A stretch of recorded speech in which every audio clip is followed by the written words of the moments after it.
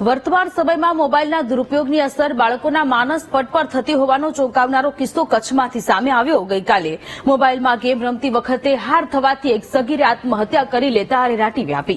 કચ્છના ભુજ નજીક મોખાણા ગામમાં 17 વર્ષીય કાર્તિક બેરિયાએ ખેતરમાં વપરાતી ઝેરી દવા પી લીધી હતી.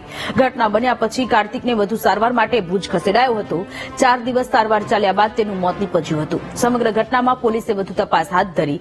સગીર કાર્તિક મોબાઈલમાં કઈ રીતે ગેમ રમી રહ્યો હતો વગેરે મુદ્દે તપાસ પણ હાથ ધરવામાં આવી. આ ઘટનાએ અનેક સવાલો ઉભા કર્યા છે. ત્યારે માતા પિતા જાગૃતતા દાખવે અને બાળકો પર વધુ ધ્યાન આપે તે આવશ્યક બન્યું છે, જેને લઈને પણ ગૃહ રાજ્યમંત્રી હર્ષ સંઘવીએ નિવેદન આપ્યું છે.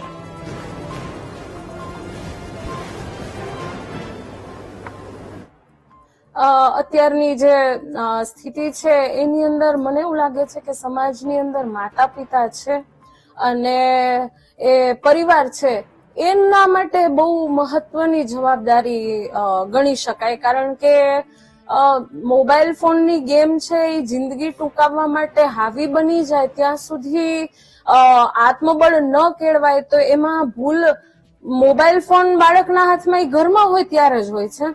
તો પહેલી ફરજ છે એ મા બાપની છે અને મા બાપ આ પ્રત્યે જાગૃત બને એ અનિવાર્ય છે એવું મને લાગે છે. અને બહુ દુઃખની વાત છે કે 17 વર્ષના બાળકને જિંદગી શું છે, કિશોરવયનો એ ભાઈ કહેવાય, એને ખબર જ નથી કે આ ભવિષ્ય શું છે અને એના વિશે કોઈ જ જાતની ચિંતા કર્યા વગર જે પોતાનું જીવન ટૂંકાવ્યું છે એ આમ જોવા જાવ તો વૈચારિક નિર્બળતા દર્શાવી.